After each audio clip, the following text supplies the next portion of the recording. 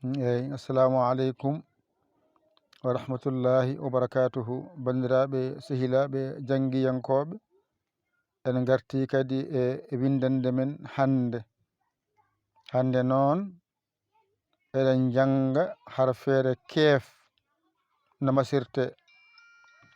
Teskuyama noon yo wonɗo no moƴƴi. Ay keef ene nandi e yanara.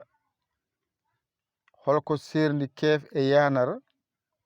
Keef a foodat forto faye yeeso. Yanara noon sa fooɗi ha gasi a nawa ɗum dow seeɗa hofo toon wonta yanara. Ndeka noon yanara ene nandi e keef kono wona gotum. Teskuyama noon wona hen no moƴƴi hadema fayodirde keef e yanara. Hande noon janggaten ko harfere wiyetede keef. Ƴettu kuɗol ma e karne ma mbañotoɗa jangga ɗigga. Bisimillah jangen. Harfere nde mbatta ɗum ko 5 dow to wasa fodde.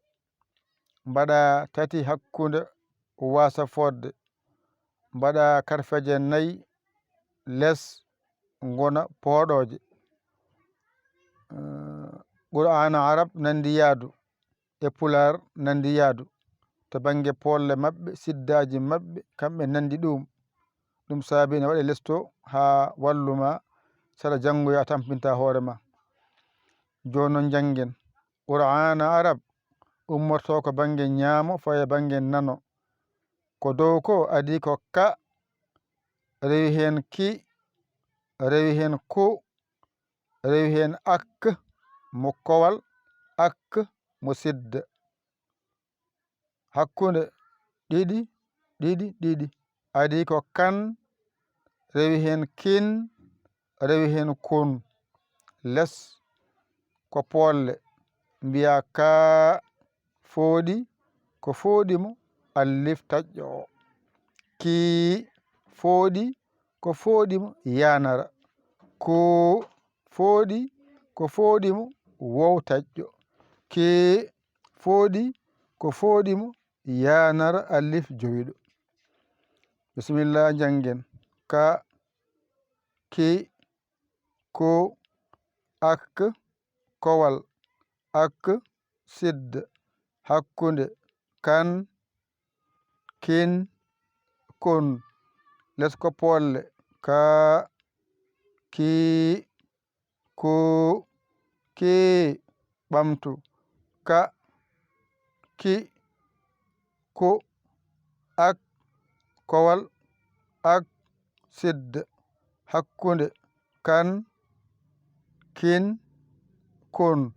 Less polle ka, ki, ko, ke, ɓamtu ka, ki, ko, ak, kowal, ak, sidda, hakkude, kan, kin, kun.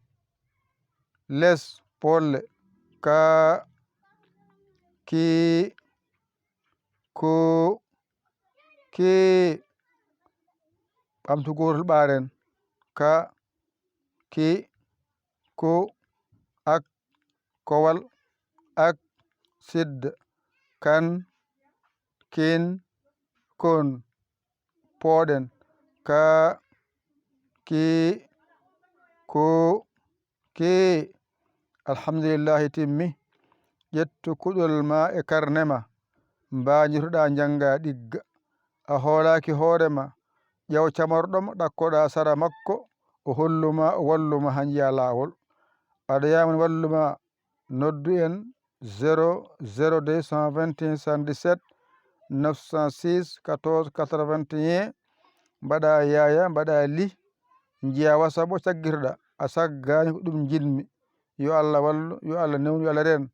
O ko musidɗo mon giɗo mon almudo mon nder e boowal Yaya li ko walla Sénégal. Alhamdulillahi rabbil alamina. On jarama, wassalam.